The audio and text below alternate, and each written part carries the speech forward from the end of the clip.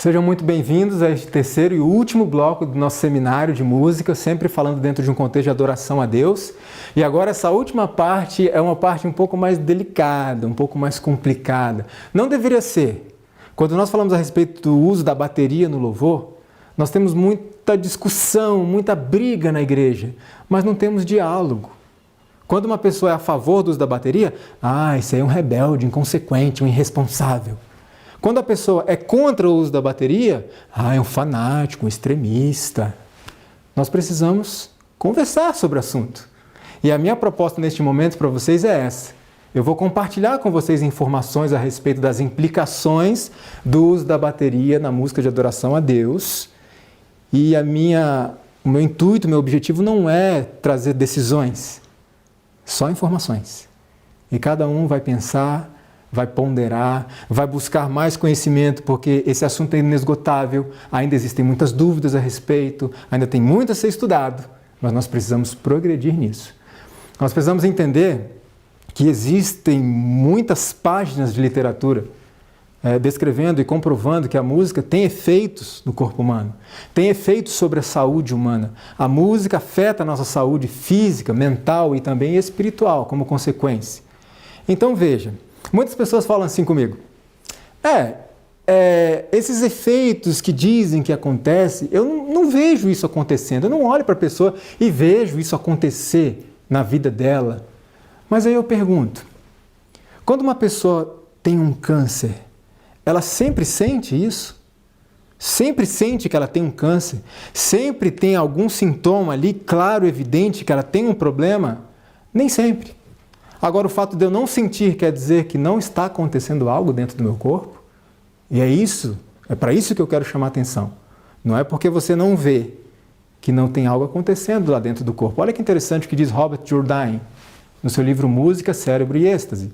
Tendemos a pensar a partir da maneira como as coisas se apresentam aos nossos olhos, em vez de imaginar como ocorrem dentro dos nossos corpos. As pessoas, não vejo o efeito, então não está acontecendo. Não, mas é lá dentro. Lá dentro que acontece. Anthony Starr, psiquiatra da Universidade de Oxford, disse assim: música provoca reações físicas similares em diferentes pessoas ao mesmo tempo. Então nós precisamos estar atentos a esses efeitos. Há um tempo atrás, eu presenciei uma dessas discussões, desses debates acalorados sobre o uso da bateria, aquelas brigas. E eu fiz uma proposta comigo mesmo, eu pensei assim: eu vou estudar mais esse assunto. Vai que este lado está certo, ou vai que este lado está certo. E eu comecei a pesquisar um pouco mais sobre este assunto. Eu vou pesquisar sobre a bateria. Mas eu descobri uma coisa. Eu percebi que a bateria nada mais é do que um conjunto de tambores. Então, peraí, a minha pesquisa não deve começar pela bateria. Eu tenho que começar a minha pesquisa lá atrás, nos tambores. E aí eu comecei a estudar um pouco a respeito dos tambores. Veja, bateria é um conjunto de tambores. E eu percebi uma coisa interessante. Eu não sei quantos de vocês já se perguntaram por que essas religiões ritualísticas, tribalistas, animistas, satanistas, que levam seus participantes, seus membros, a estados de transe, de êxtase, de convulsões, de desmaios e até de possessões, por que eles têm um instrumento em comum? Qual? Os tambores. E isso me intrigou. O importante é que a gente assista essa mensagem até o fim, porque vocês vão entender onde nós vamos chegar. Algumas pessoas desistem nesse ponto, porque acham que é um exagero comparar isso com o que nós vemos hoje. E alguns pensam, não, isso nunca aconteceria na igreja. E aí eu fui estudar um pouquinho essas religiões. Deixa o tambor de lado. Eu vou estudar um pouco essas religiões, saber o que os especialistas estão dizendo sobre o assunto. E eu descobri algumas coisas interessantes. Por exemplo, Cláudio Alberto dos Santos, em sua tese de doutorado apresentada à Universidade Federal do Rio, intitulada Tambores Incandescentes, Corpos em Êxtase, ele escreveu: não há como fazer os rituais sem os tambores. São indispensáveis por vários motivos. São caminhos para o êxtase. Veja bem, essas pessoas não estão estudando o tambor. Estão estudando as religiões. E olha só Outra citação de Lowell Hart, evangelista e ex-músico do rock, no seu livro A Música de Satanás Exposta. Danças e rituais pagãos são sempre acompanhados pela incessante batida de tambores. Esse ritmo tem um papel fundamental nessas atividades. Olha só, informações de pesquisadores. Outro, Mircea Eliade, um dos mais influentes historiadores e filósofos das religiões. Em seu livro escreveu: na maioria das tradições místicas, a dança e o canto com tambor são os meios mais utilizados para se atingir o transe. E ele continua dizendo: o xamã é capaz de obter o êxtase por todos os tipos de meios, desde narcóticos e o tambor até a possessão por espíritos. Isso foi me intrigando. Por que sempre o tambor?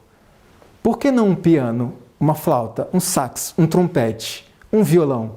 Por que sempre o tambor? E eu continuo a minha pesquisa. O antropólogo Francisco Esparta, no livro A Dança dos Orixás, escreveu: o ritmo dos tambores produzem fadiga e amortecimento consequente da consciência, levando os iniciados a um verdadeiro estado de hipnose. De novo o tambor. E aí eu fui pesquisando mais, e eu descobri o seguinte: esse rapaz chamado Danny Sugerman, ele é um empresário e foi, se eu não me engano, o segundo empresário da banda de rock The Doors. Não sei quantos a conhecem. E ele escreveu o seguinte: para esses povos, a comunicação com os deuses era sinônimo de tambores. O corpo pode se tornar o canal para a deidade e os tambores são os aceleradores de todo o processo. E a pergunta martelando: por que sempre os tambores? Mais um especialista, Gilbert Rouget, no livro Música e Transe, ele escreveu assim: ele é um homem especializado na relação música e possessão. Olha o que ele escreveu: o ritmo marcado com a percussão é ainda mais eficaz em desencadear a experiência de possessão. A percussão é o som por excelência do transe. Quando eu li isso, eu dei um passo para trás. Eu nunca fui da música pop, mas nunca tive nenhuma restrição ao uso de bateria. Quando eu comecei a ler essas coisas, eu não pensei assim: acho que a bateria é pecado, isso é coisa do diabo. Não, não é essa conversa aqui. A questão é: será que é prudente? Mas a pesquisa não acabou. Veja, no livro Os Druidas, seu autor descreve da seguinte forma: a maneira pela qual a possessão é provocada é curiosamente semelhante em quase todos os cultos, envolvendo em geral a exposição dos participantes a intensos estímulos dos sentidos físicos, acompanhados de considerável estresse emocional. O mais vital de todos os elementos talvez fosse a constante música rítmica e o barulho dos tambores que acompanhavam todo o ritual. O mais vital de todos os elementos para alcançar esse resultado. Por que o tambor? Mais um. Stanislav Grof, Psicologia do Futuro, é o seu livro. Ele escreve assim: desde tempos imemoriais, o monótono som de tambores, cânticos e outras técnicas de produção de som têm sido as principais ferramentas de xamãs em diferentes partes do mundo. Muitas culturas pré-industriais desenvolveram de maneira bastante independente ritmos com tambores que, em experimentos laboratoriais, têm notáveis efeitos sobre a atividade elétrica do cérebro. Experimentos laboratoriais, estamos falando de pesquisa científica. Veja que eu não estou mostrando textos de cristãos, de crentes, de fanáticos, nada disso. Textos de pesquisadores, especialistas, comunidade acadêmica de grandes universidades do mundo. E que talvez nem estão aí preocupados com o uso de bateria na igreja ou não. Muitos deles talvez nem cristãos sejam. Eles estão analisando e em alguns aspectos eu gosto da ciência. Porque a ciência, ela mostra fatos. A ciência verdadeira, honesta, ela não defende A e B, ela apenas mostra os fatos. Um músico muito famoso chamado Mickey Hart, ele fez parte de uma banda chamada Grateful Dead. Ele viajou o mundo inteiro para fazer o quê? Ele queria estudar esses rituais, estudar esses ritmos complexos que eles criavam, para poder aplicar isso à sua banda. E ele escreveu um livro, que é este aqui, Percutindo na Era da Mágica, uma jornada dentro do espírito da percussão. E olha o que ele escreveu no seu livro: por toda parte para onde você olha no planeta, pessoas estão usando tambores para alterar a consciência. Tambores para quê? Alterar a consciência. Juntamente com muitos outros, eu tenho descoberto o poder da música e particularmente o da percussão para influenciar a mente e o corpo humano. Veja como é importante. Precisamos acompanhar essa mensagem até o fim. É todo um conjunto de coisas que nós temos que avaliar. Outra citação.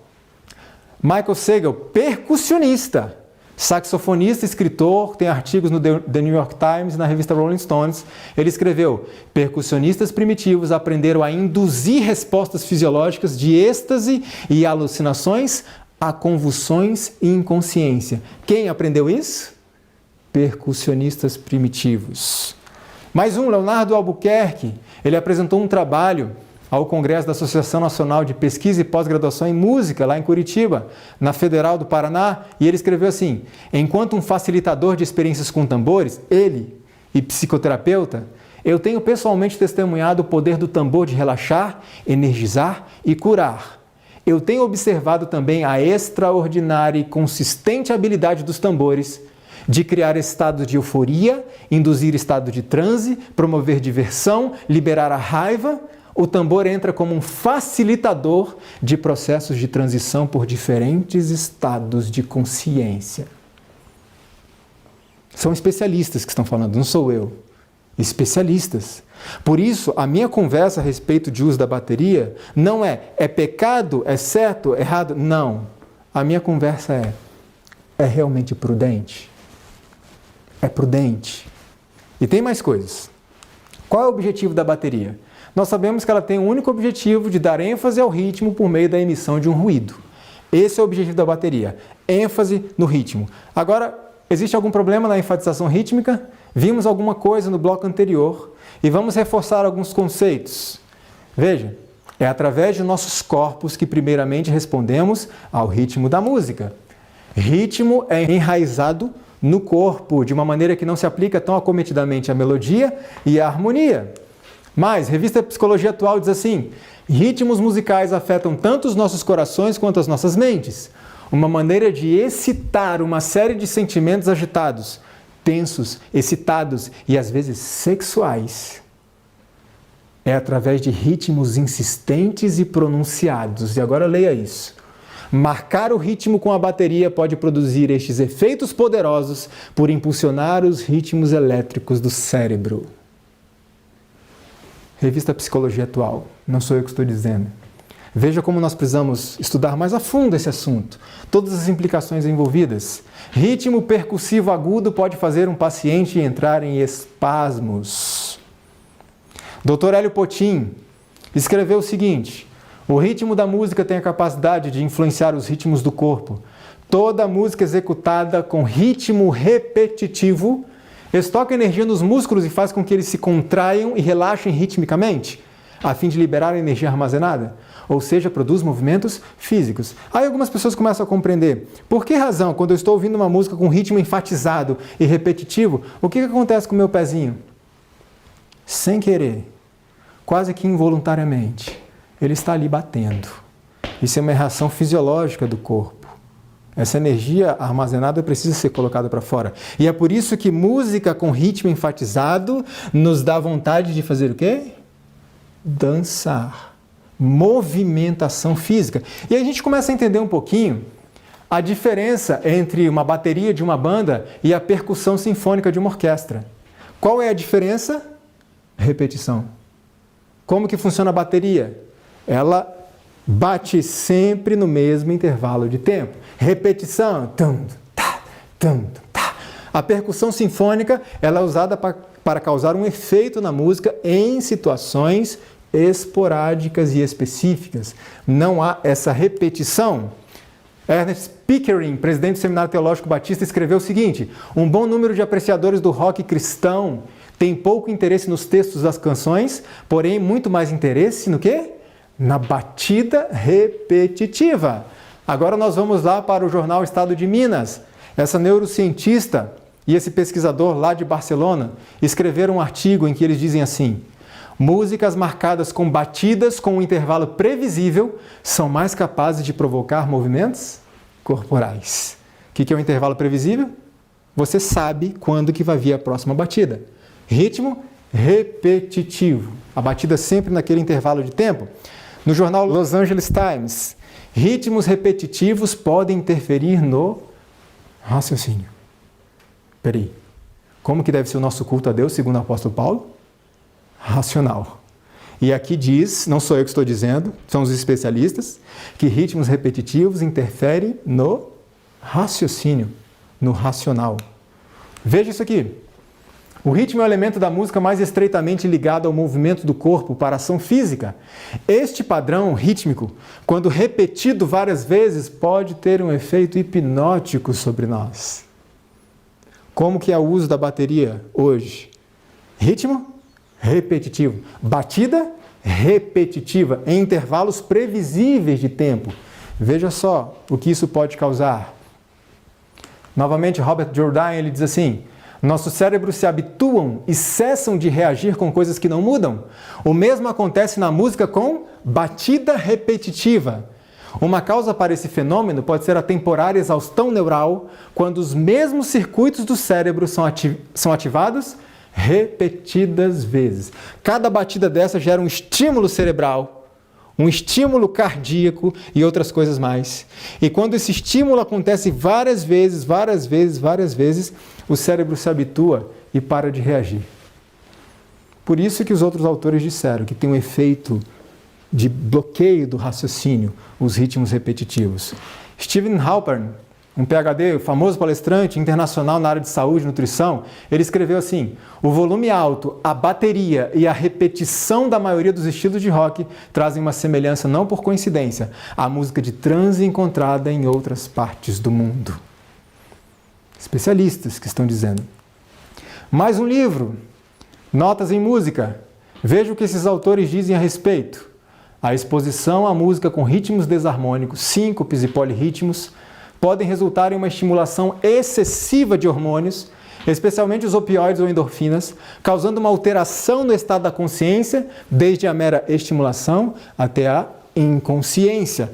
Endorfinas, interno, morfina, analgésico, é um analgésico interno que é produzido pelo corpo e de maneira excessiva quando acontece a exposição a músicas com ritmos desarmônicos. Já vamos falar um pouco sobre síncope e polirritmo. E muitas vezes, em alguns cultos, por meio da batida repetitiva, endorfina é gerada em excesso. E aí eu creio que estou sendo tocado pelo Espírito Santo. E muitas vezes não é. Muitas vezes é meramente endorfina em excesso no corpo. Veja o que isso faz. Neurônios especiais produzem substâncias chamadas endorfinas, que se parecem com o quê? Narcóticos. E agem sobre os neurônios nos caminhos da dor, no cérebro, reduzindo sua atividade. Reduzindo a atividade de quem? Do cérebro. Por isso a gente não pensa. E assim, aliviando a dor subjetiva. Vocês estão entendendo como que a conversa, o diálogo a respeito da bateria tem que avançar muito mais além do pode ou não pode? Pecado não é pecado? Temos muita coisa a avaliar dentro desse assunto. Falamos sobre síncope rítmica. O que seria essa síncope? O nosso organismo tem ritmo. E tem um ritmo correto, um ritmo certo, uma acentuação rítmica padrão do nosso organismo. Funciona mais ou menos assim. Como é que o nosso coração bate? Tum, tum, tum, tum. Primeiro tempo, forte. E o segundo, fraco. Tum, tum, tum, tum. Pense numa música com um compasso de 2 tempos. Tum, tum, tum, tum, tum, tum. Esse é o ritmo natural do organismo. Pense num compasso de 3 tempos. Tum, tum, tum, tum, tum, tum, tum, tum, tum. Esse é o ritmo natural do nosso organismo. Pense 4 tempos. Tum, tum, tum, tum, tum, tum, tum, tum. Sempre o primeiro tempo é o que a gente enfatiza, o que o organismo enfatiza. A ênfase sempre dada no primeiro tempo. E uma ênfase um pouco menor no terceiro tempo. Agora o que é a síncope? A inversão. Compasso de 4 tempos, ritmo natural. Tum, tum, tum, tum, tum, tum, tum, tum. O que é síncope? Síncope. Tum, tum, tum, tum, tum, tum. Vocês percebem a inversão da batida, a inversão da acentuação do compasso. Agora veja o seguinte. Se você ouvir grande parte das músicas que usam a bateria, a música contemporânea, o rock, eles usam este padrão. A batida sempre nos tempos 2 e 4. O estímulo vem sempre no tempo impróprio. Eu vou dar um exemplo agora para vocês entenderem. Preste atenção nessa música. 1,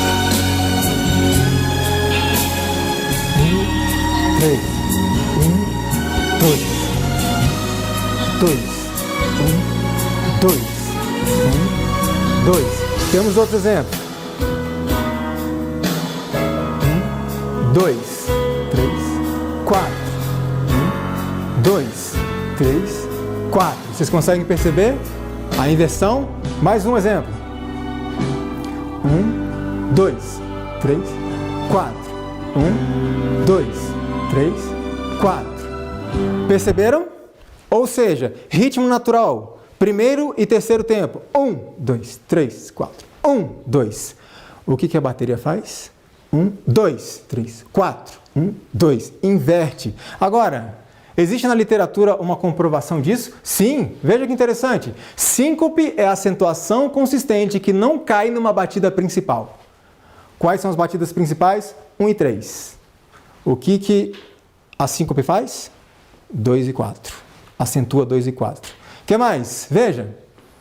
Esse escritor, ele tem doutorado pela Universidade de Nebraska, nos Estados Unidos, e ele escreveu o seguinte em seu livro Rock Reconsiderado.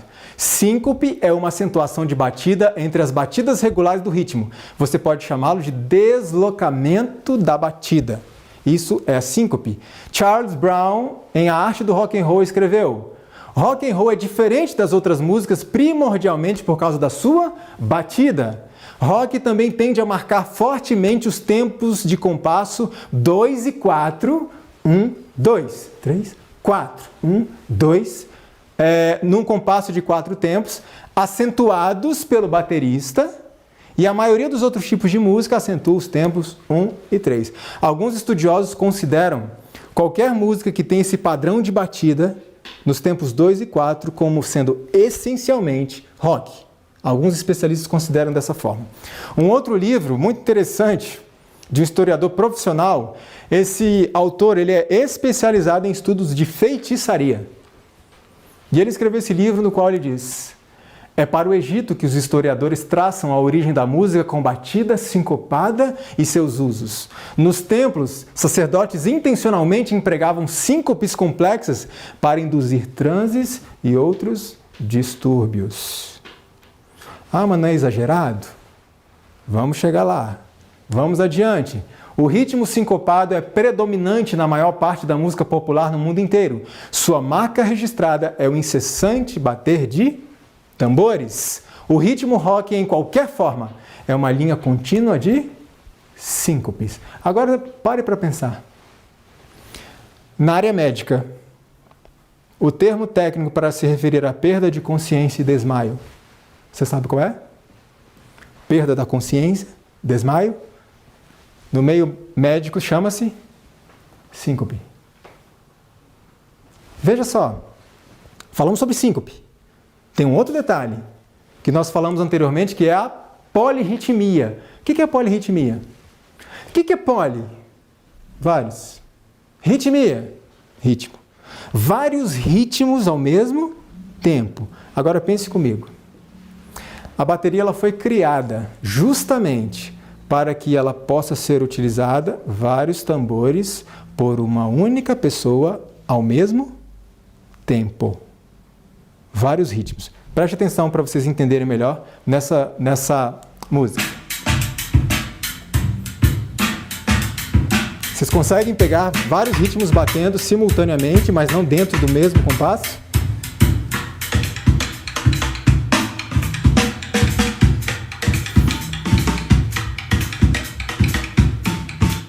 Isso é a polirritmia.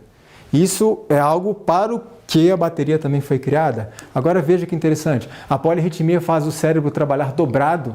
É terrivelmente difícil para o cérebro gerar os dois ritmos simultaneamente. Essa polirritmia dá ao cérebro ocupação extra em cada batida. Esse rapaz aqui, ele é de uma universidade lá em Viena. Ele é um percussionista também. Ele criou um método chamado taquetina, que é para poder trabalhar o corpo e a mente por meio de ritmos. E olha que interessante que ele fala a respeito da polirritmia. A finalidade da polirritmia é forçar a mente analítica a relaxar o controle, propondo-lhe uma tarefa complexa demais para administrar. Você está num reino onde sua mente não tem chance. Não existe forma pela qual você possa controlar e monitorar todas essas batidas. Com o tempo, a prática estabelece o vazio e o profundo silêncio na mente que o Zen, o Yoga e todos esses caminhos estão procurando. A mente não consegue captar todas as batidas ao mesmo tempo. E ela relaxa. E é isso que o Zen, e isso que a Yoga está procurando. Veja só que interessante. Quando nós vemos que estamos com o nosso pulso muito acentuado ou irregular, significa que o corpo está o quê? Doente. Agora, em uma música com um ritmo muito acentuado ou irregular, significa o quê? Música doente. Além de estimular os músculos a produzir movimentos físicos, os impulsos nervosos produzidos por ritmos enfatizados estimulam vários centros cerebrais. Os neurotransmissores gerados a partir deles podem ter ações as quais são imitadas pelas drogas psicoativas e podem produzir euforia, convulsões, transe, hipnose, tolerância e vício. Então, peraí. Quando eu cheguei nesse momento, eu pensei assim, eu refleti comigo. Então, polirritmia, síncope, batida repetitiva, ainda vamos ver a questão do ruído. Tudo isso gera alguns efeitos e os especialistas dizem que esses efeitos são similares, muito parecidos com os efeitos causados por drogas e podem produzir algumas coisas, inclusive o vício. E eu pensei comigo, se eu me aproximo de um usuário de drogas e falo assim, eu vou tirar a droga de você, qual é a reação dele? Não, tudo bem, eu sei que isso aí não faz mal para a minha saúde, não acrescenta nada, pode levar. Essa é a reação dele? Ele vai ter uma grande resistência àquilo. E aí eu pensei, hoje, se alguém, não por uma questão de pecado, de certo e errado, não, mas por uma questão de prudência, sugerir, vamos tirar a bateria da música da nossa igreja aqui local, qual a reação das pessoas? Não, tudo bem. Se a igreja vê dessa forma, por uma questão de prudência, né? Não tem problema, a gente louva a Deus com outras coisas, com outros instrumentos, só com a voz, não tem problema nenhum. É essa a reação? Não é. As pessoas vão ter uma grande resistência. E muitos uma atitude até um pouco agressiva.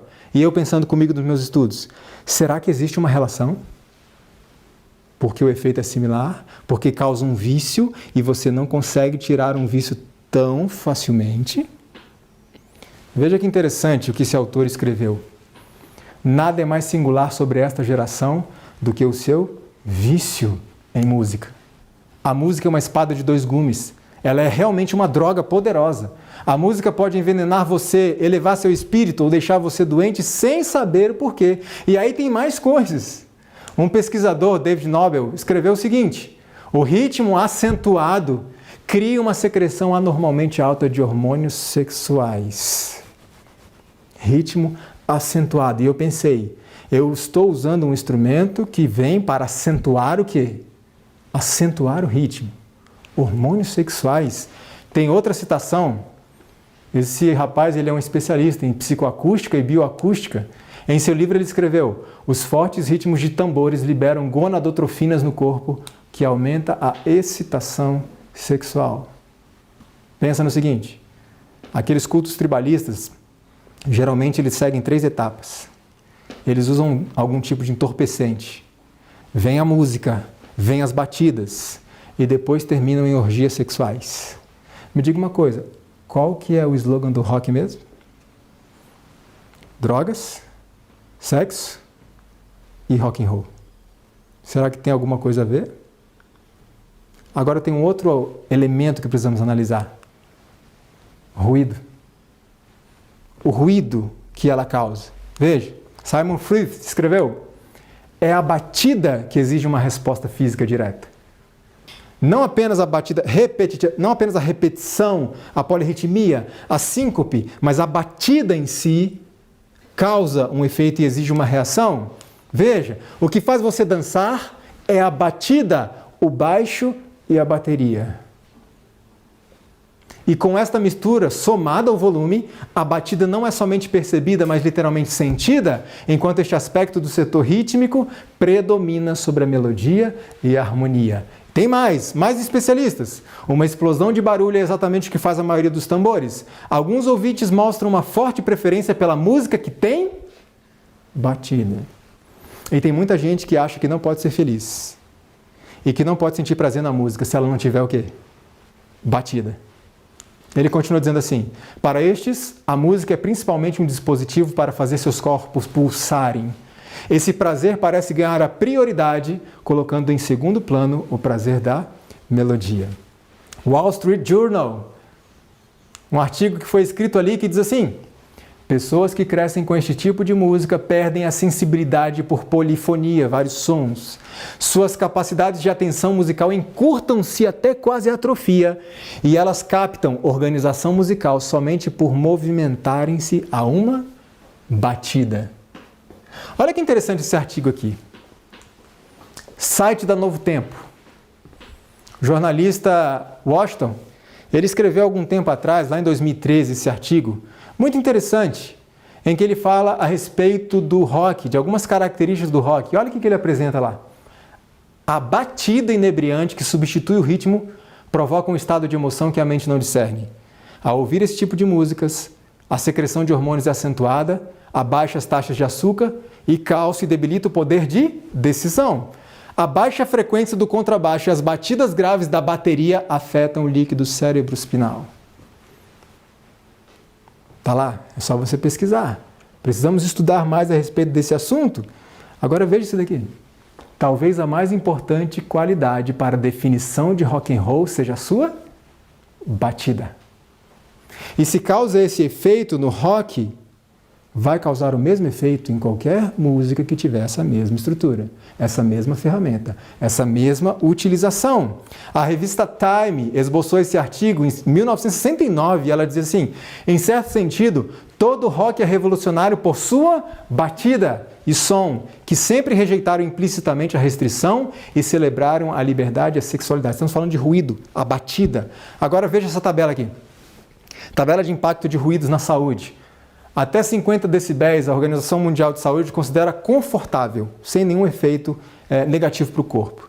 Acima de 50, o organismo humano começa a sofrer alguns impactos do ruído.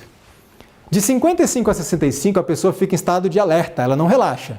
Diminui o poder de concentração, prejudica a produtividade. De 65 a 70, o organismo reage para tentar se adequar ao ambiente, minando as defesas, aumenta o nível de cortisona no sangue, diminui a resistência imunológica, induz a liberação de quê? Que já vimos antes? Endorfina, aumenta a concentração de colesterol no sangue. Acima de 70 decibéis, o organismo fica sujeito a estresse degenerativo, além de abalar a saúde mental, aumentando os riscos de infarto, infecções, entre outras doenças sérias. E aí eu pergunto, em que nível você acha que a bateria está enquadrada aqui? Neste. Acima de 90, podendo ultrapassar os 200 decibéis.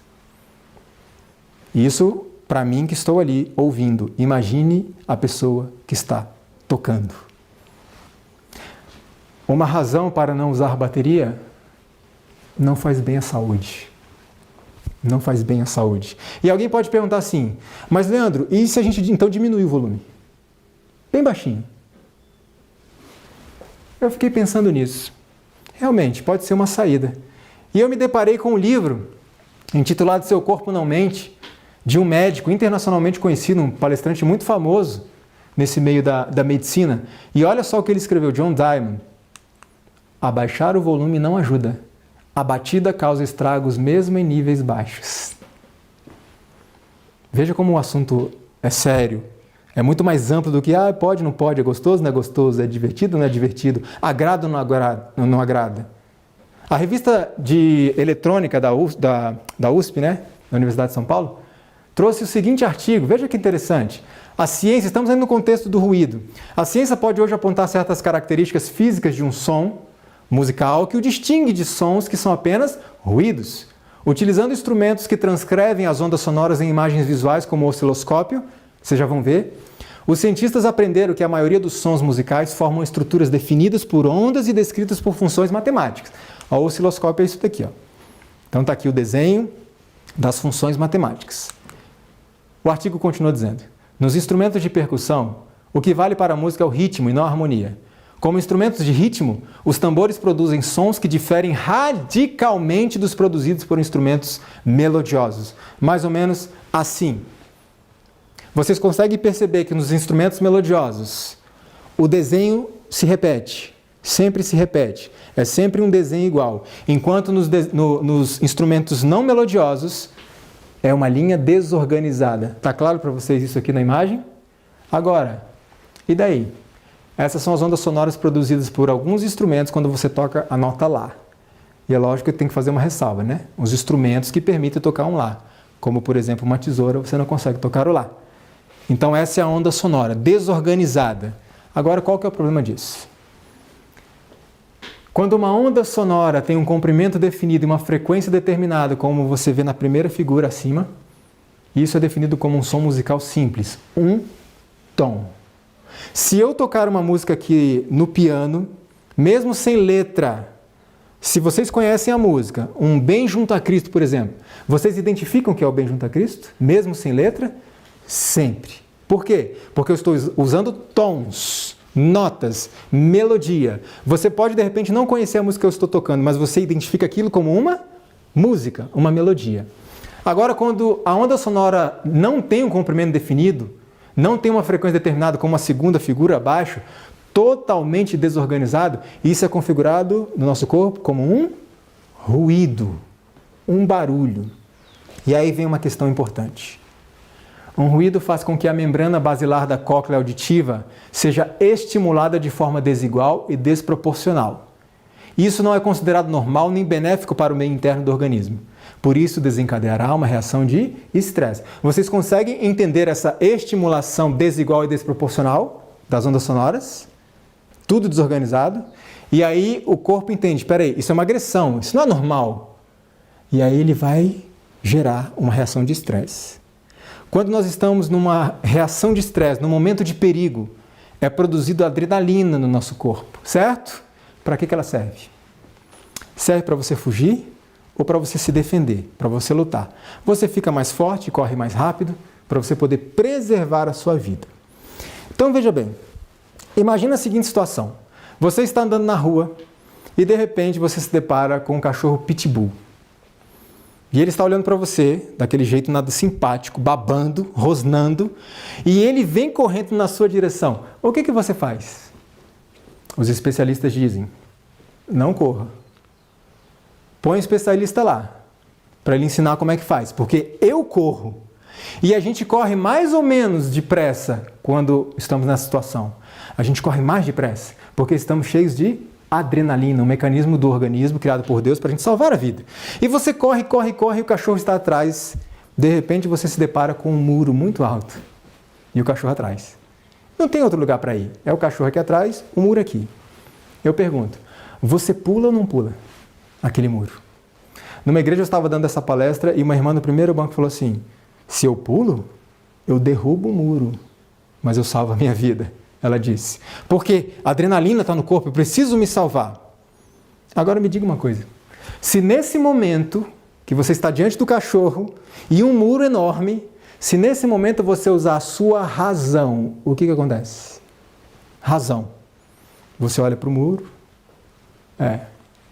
não vai dar, não vou conseguir. Você pondera, calcula, mede, não vou conseguir. E você vira para o cachorro, sirva-se. Bom apetite, morri. Então preste atenção nisso. Para que você possa salvar a sua vida, você não pode pensar. Então a adrenalina tem que fazer o quê? Ela tem que inibir a sua razão. Já viu aquela história assim? Aconteceu um tiroteio lá perto de casa ontem. E você viu quem foi? Rapaz, eu nem pensei, só corri. Já viu isso? Adrenalina, ela precisa cortar a sua razão para que você haja imediatamente por impulso e salve a sua vida. Então, eu pensando lá em minhas pesquisas, geração de adrenalina, por causa da emissão de ruído, a batida repetitiva, polirritmos, síncopes, volume muitas vezes excessivo. Geração de adrenalina vai bloquear o quê? A minha razão. E para onde vai o meu culto racional? Não vai. Vocês entendem como uma coisa é muito mais sutil? Estamos lidando com um inimigo extremamente inteligente. Não é simplesmente pode ou não pode. Não, quais são as implicações envolvidas? Quais as razões nós temos para usar? E quais as razões nós temos para não usar? Essa é a reflexão. Agora tem algo mais a respeito da adrenalina. Quando você está com adrenalina no corpo e não está fugindo, não está lutando contra ninguém, a adrenalina está ali, parada. O que acontece com ela? Ela se transforma numa substância chamada adrenocromo, que se você pesquisar sobre ela, você vai descobrir que ela tem efeitos muito parecidos aos efeitos das drogas. E é por isso que alguns tipos de música viciam. E pessoas acham que não podem sobreviver e não pode haver culto legal se não tiver aquele elemento. Aí um dia, uma pessoa disse assim para mim: Leandro, você não acha que é um pouco exagero você comparar as tribos lá atrás? Você acha que só por usar esse instrumento nós podemos chegar? Em primeiro lugar, eu não disse nada. Eu só trouxe as conclusões e as informações dos especialistas que não estão defendendo a igreja A e B, que não estão defendendo se deve usar bateria, eles estão relatando fatos, só isso. Agora pense comigo, será que nós podemos chegar a esse extremo? Me diga uma coisa, como é que anda o meio evangélico em geral? Eles já chegaram a esse extremo? Será que eles já chegaram a esse extremo? Será que nós já vemos no meio evangélico em geral comportamentos muito parecidos com os comportamentos dessas tribos, desses rituais? Muitos já chegaram. Agora não, a pergunta não é essa. A pergunta é, nós nunca chegaremos a esse extremo? Agora vamos refletir. Você sabia que nós já chegamos a esse extremo? Há algum tempo atrás? Veja que interessante o que foi relatado no Espírito e Profecia a respeito disso. Há um grande poder no movimento Carne Santa que está sendo promovido ali. Quase todos são por ele influenciados. Se não usam de cautela e se sentam e ouvem com toda atenção, por causa do quê? Por causa da música que é executada na cerimônia. Quando chegam a uma nota alta, fica impossível ouvir qualquer palavra da congregação em seu canto, nem ouvir outra coisa a não ser grunhidos parecidos com os que são emitidos por deficientes mentais. O pobre rebanho está verdadeiramente confuso. Já passamos por isso? Já. E tem mais. Eu assisti à reunião campal onde presenciei em primeira mão o excitamento fanático daquelas pessoas, quando os fanáticos conduziram as reuniões em um grande pavilhão, envolveram-se em um alto grau de excitamento pelo quê? Pelo uso de instrumentos musicais. Eles gritavam e cantavam suas canções até que se tornavam realmente histéricos. Muitas vezes, após essas reuniões matinais, ao se dirigirem para o refeitório, eu os via tremendo completamente como se estivessem com convulsões. Sabe por que algumas pessoas acham que não, a gente não vai chegar nunca a esse extremo? Se não tomarmos cuidado, podemos chegar, porque já passamos por isso antes. E quando uma pessoa diz, não tem esse perigo, é porque não sabe o que aconteceu lá atrás. Não sabe o que aconteceu lá atrás. Agora eu pergunto, é isso aqui que Satanás quer? Ele precisa disso? Será que ele precisa que a gente entre em convulsão, em transe, e role pelo chão, e babe, e desmaie? Não. Olha que interessante. No livro 100 bilhões de neurônios, esse médico neurobiologista diz assim, níveis aumentados de adrenalina inibem as funções do córtex pré-frontal. Lembra do exemplo do cachorro? Níveis aumentados de adrenalina inibem a nossa razão. O que Satanás quer? Que eu saia rolando no chão, pulando e gritando? Não. Se ele conseguir inibir o meu racional, o meu culto, já era. Não tem mais culto. O que diz o documento oficial da igreja a respeito disso? Se referindo ao músico, diz assim, O músico adventista não usa instrumentos em seu acompanhamento que se relacionem com gêneros musicais questionáveis. Aqui não está explícito a qual instrumento se refere, mas está explícito que a igreja não aceita todos os instrumentos, sim ou não? Está dizendo para não serem usados uma classe de instrumentos. Outra citação, em relação ao uso de instrumentos, diz assim: deve haver bastante cuidado para não serem usados instrumentos fortemente associados com a música popular e folclórica.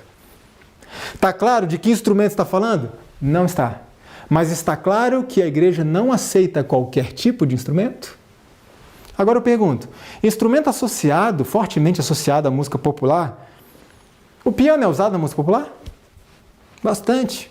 Flauta? Violão? Bastante. Agora me diga uma coisa, eles foram criados para isso? O piano é usado? Sim, mas ele foi criado para a música popular? O violão é usado? Sim, mas ele foi criado para a música popular? Pesquisando um pouco sobre o assunto, eu percebi, e eu vou trazer duas citações para vocês, que a bateria, e você pode pesquisar isso também, a bateria foi criada para a música popular. Para o fortalecimento do quê? Do ritmo da música popular. Para potencializar o ritmo popular. Olha que interessante essa citação aqui, ó. Percussão, uma abordagem integradora nos processos de ensino e aprendizagem desses instrumentos. Dissertação de mestrado da Unicamp, de Rodrigo Godin Paiva, ele diz assim: a criação da bateria está intimamente ligada ao surgimento do jazz, bem como seu desenvolvimento está ligado à história e ao desenvolvimento do jazz e do rock, respectivamente na primeira e segunda metade do século XX. Count Atalbazides, no seu livro Percussão, Bateria, Rock e Adoração, ele escreve o seguinte, aliás, ele é um ex-baterista do jazz, e ele ficou muito famoso quando ele estava nesse meio. Veja o que ele escreveu: a bateria foi inventada para o único propósito de fortalecer a música jazz, blues e todas as variedades de rock and roll. Esses outros instrumentos são usados na música popular? Sim. Mas foram criados para ela? Não. A bateria é usada na música popular? Sim. Mas foi criado para ela? Sim, absolutamente. E eu só mostrei duas citações de várias a respeito disso. Nesse livro aqui, Música, Adoração Sacra ou Profana, a professora Sirene Paparotti escreveu o seguinte: não impõe a bateria nem na entrada nem na saída. Ela não leva a atitude de concentração e comunhão, mas sim a distração. Quando eu li essa citação, eu tive o desejo de falar com essa pessoa. Eu fui atrás da professora Sirene, eu preciso falar com ela, eu preciso conversar com ela a respeito disso. E eu consegui o contato com ela e perguntei: professora, você escreveu isso, assim, assim no seu livro? Me fale mais sobre isso. Por que você pensa dessa forma? E ela me respondeu o seguinte, entre outras coisas, eu destaquei uma parte de sua resposta, ela disse assim: a música é composta de melodia, harmonia e ritmo, como você sabe. A melodia leva ao emocional, a harmonia ao intelectual, o ritmo ao apelo do corpo. Quando a bateria sobrepuja os outros elementos, perdemos a conexão emocional e intelectual. A bateria imprime um ritmo que te embebeda e desconecta do racional. Outra coisa é que a bateria automaticamente imita a música secular. Com isso, ela distrai a mente do adorador. Ela não é adventista. Só que eu não fiquei satisfeito porque eu precisava saber quem ela é, para ver se ela tem autoridade para falar o que ela está dizendo. Sabe o que eu descobri a respeito dela? Que a professora Sirene é cantora de ópera internacional, professora de conservatórios musicais de ensino superior nos Estados Unidos e na França. Ela é graduada em Biologia, especializada em Literatura pela Universidade Sorbonne, em Paris. Tem mestrado em Canto na Universidade de Nova York e doutorado em Educação na American University. Ou seja, sabe um pouquinho das coisas. Sabe um pouco das coisas. Apenas um detalhe de sua resposta, que eu não pude concordar com ela. Ela disse: penso que esta causa esteja perdida. E eu disse a ela: não, professora, continue batalhando. Vamos continuar batalhando. E deixe os resultados nas mãos do Senhor. O som e a batida do mundo têm sido empregados como um esforço artificial para desenvolver e manter esta vida e vitalidade que ocorrerá naturalmente se seguirmos os padrões de Deus. Dando Carini, em seu livro Confissões de Meninos de Louvor, diz assim: sem bateria e guitarras elétricas para influenciá-lo, será mais fácil escolher a música certa. E aí eu pergunto, Esse tipo de bateria entra na igreja hoje? Alguns lugares já tem, mas não é fácil. Não é fácil encontrar. E esse tipo de bateria entra na igreja hoje? Sim. E esse tipo de bateria entra na igreja hoje? Sim. O que eu quero dizer com isso? O efeito é exatamente o mesmo. Seja uma bateria aqui, seja um teclado, seja um CD, seja um carrom, o efeito é o mesmo. E nós vamos encerrar o nosso seminário trazendo alguns vestígios bíblicos a respeito dessa questão dos tambores. Vocês se lembram bem de um evento em que Davi foi buscar a arca que tinha sido tomada pelos filisteus. E nós recordamos que Davi tentou 2 vezes. Na primeira não deu certo. E nós vamos fazer uma comparação entre a primeira vez e a segunda vez. Veja que interessante. Na primeira tentativa, a quem Davi consultou antes de formar a equipe para buscar a arca? Ele consultou, diz a palavra de Deus, aos seus capitães e aos seus líderes. Ou seja, Davi não consultou a quem? Ao Senhor. E Davi montou uma banda para poder acompanhar essa caravana. Quais instrumentos Davi colocou nessa banda? E Davi e todo Israel alegraram-se perante Deus com cânticos e com harpas, com alaúdes, com tamborins, com símbolos e com trombetas.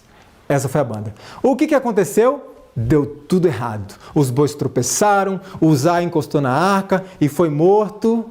Deu tudo errado. Aí aconteceu um negócio interessante.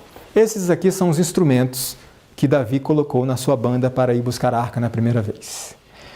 Depois de 3 meses, Davi, muito preocupado, resolveu fazer outra tentativa para mudar a arca e dispensou agora cuidadosa atenção à execução das instruções do Senhor em cada detalhe. Preste atenção. Davi não consultou a Deus e agora ele decidiu consultar e fazer o que Deus mandasse em detalhes. Segunda tentativa, qual foi a primeira mudança que Davi fez? Ninguém pode levar a arca de Deus senão os levitas. A ordem era clara, não é para botar em carro de boi. Os levitas carregam a arca. Segunda mudança. Como que ele formou a banda? Veja. E disse Davi aos chefes dos levitas que constituíssem de seus irmãos cantores, para que com instrumentos musicais como alaúde, harpa e símbolos, se fizessem ouvir levantando a voz com alegria. Assim subindo levavam Davi e todo Israel a arca do Senhor com júbilo ao som de trombetas. Então ele usou alaúdes, harpas, símbolos e trombetas. O que aconteceu? Deu tudo certo. Então Davi usou na primeira tentativa esses instrumentos e depois os mesmos, sem este. Aí eu pergunto, na primeira tentativa ele não consultou a Deus, montou uma banda com todos esses instrumentos. Na segunda tentativa, a irmã White fala que Davi decidiu seguir as instruções de Deus em cada detalhe. Montou uma nova banda, colocou os mesmos instrumentos, menos esse. A pergunta é, por quê? Por que ele não colocou o tambor na segunda viagem, instruído por Deus? Veja, eu não posso colocar no texto o que o texto não está dizendo. Mas isso deve nos levar a pensar, a prudência em relação a esse assunto. Veja que interessante, quem foi que escolheu os instrumentos do templo? Davi era músico, sim ou não? Não só instrumentista, executante, mas ele era fabricante de instrumentos musicais. Ele tinha capacidade para escolher os instrumentos na igreja, sim ou não? Podia escolher. Por que Deus não deixou ele escolher? Será que Davi colocaria no templo um instrumento que Deus não queria que ele colocasse? Olha o que diz Amós a respeito disso. Ai dos que vivem sossegados em Sião, que cantam ao som da viola e inventam para si mesmos instrumentos musicais, assim como Davi. Será que Deus não deixou que Davi escolhesse os instrumentos, porque Davi escolheria instrumentos para si mesmo, instrumentos que não eram da vontade de Deus? Veja a reflexão que precisamos fazer. Agora, quais foram os instrumentos que Deus colocou? E pôs os levitas na casa do Senhor com símbolos, saltérios e com harpas, porque este mandado veio do Senhor. Esses instrumentos foram colocados no templo. Aí alguém pergunta, então a gente só pode tocar isso hoje? Irmãos, a questão não é essa. A questão é, por que um instrumento, digamos assim, mais cultural do povo, os tambores, não foram colocados no templo? Por que não? Não era o instrumento com o qual o povo estava mais habituado, gostavam? Por que Deus não deixou usar no templo? Reflexões que precisamos fazer. Aí eu faço uma pergunta para vocês. Tambores, palmas e danças era uma questão cultural de Israel? Muita gente diz, sim, era da cultura deles. Eu digo, não era. Como é que eu sei? Me mostre na vida de José, Jacó, Abraão, manifestações com tambores, danças e palmas. Você não encontra. A primeira manifestação de louvor a Deus, de gratidão a Deus, usando tambores, foi quando? Miriam. Depois do quê? Do período que eles passaram escravos no Egito. Quantos anos? Cerca de 430 anos. Será que Miriam nasceu no Egito? Nasceu escrava? Então veja, a primeira manifestação dessa aparece só depois que eles saíram do Egito. Então, de quem que era a cultura? Ah, mas lá, Labão era da família de Abraão, Jacó fugiu, e Labão falou, Jacó, por que você fugiu? Eu ia te despedir com festa, com tambores e tudo mais, mas quem era Labão? Labão, se você pesquisar a fundo a vida dele, você vai entender que ele tinha sido fortemente influenciado pela cultura local. Não era da cultura de Israel isto, era da cultura dos povos em redor. Olha que interessante. Você tem o Êxodo e a inauguração do Templo de Salomão. É interessante notar que as manifestações com tambores, palmas e danças em relação ao louvor a Deus, gratidão a Deus, só aparecem nesse período. Entre a saída do Egito e a inauguração do Templo de Salomão. Depois do templo, isso não foi mais tolerado por Deus. Acabou. Um dia uma pessoa me disse assim, por que a gente não pode dançar na igreja? Davi dançou. E eu respondi, por que seu marido não pode ter mais 2 ou 3 mulheres? Davi tinha. Nós estamos pegando práticas dos povos lá atrás, influenciados pela cultura pagã, e queremos transformar em doutrinas da nossa igreja.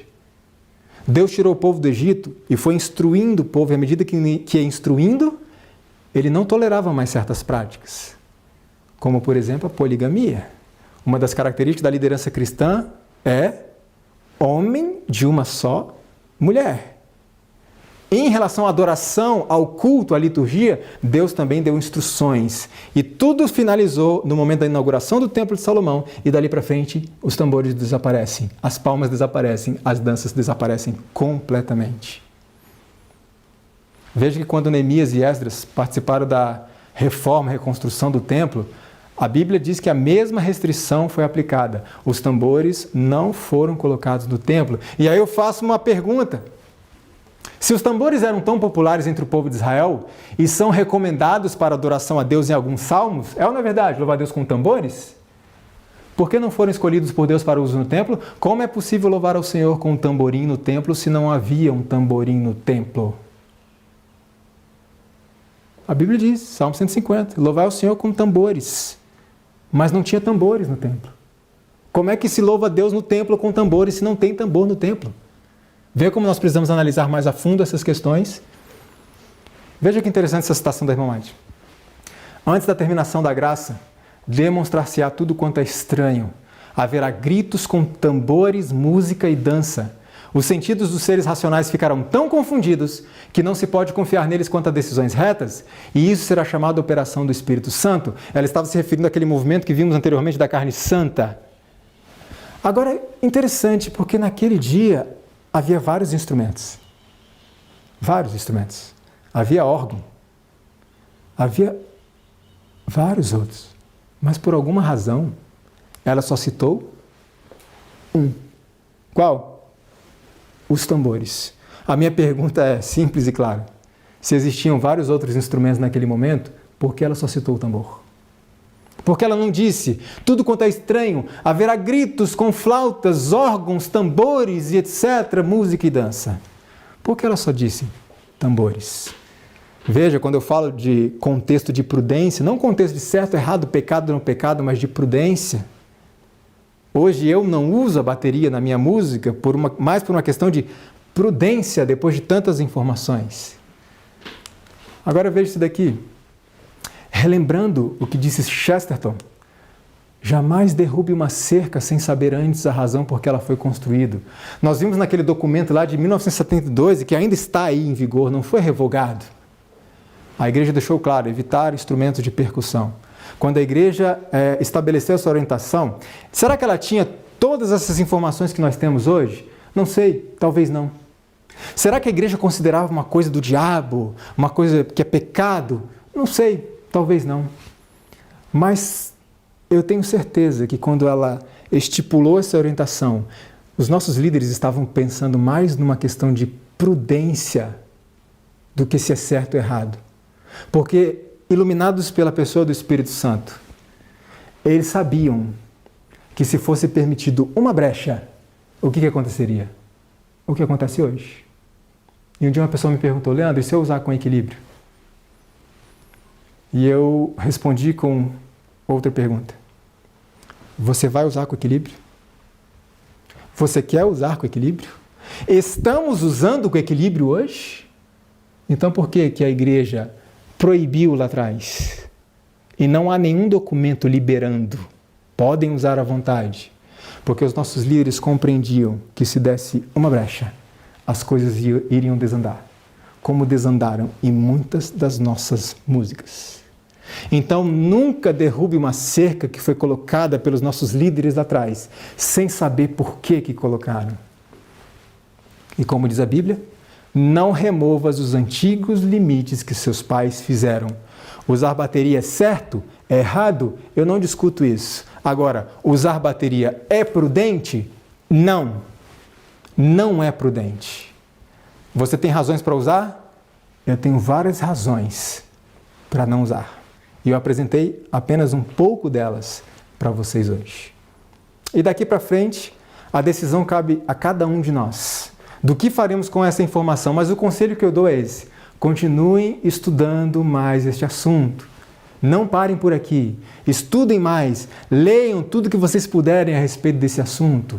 Mas, em primeiro lugar, não deixem de estudar a palavra de Deus. Não deixe de estudar o Espírito e Profecia, porque ainda que não tenhamos o conhecimento técnico daquilo, o Espírito Santo vai nos guiar àquilo que é certo e que é a vontade de Deus, mesmo que a gente não entenda. É essa a minha proposta.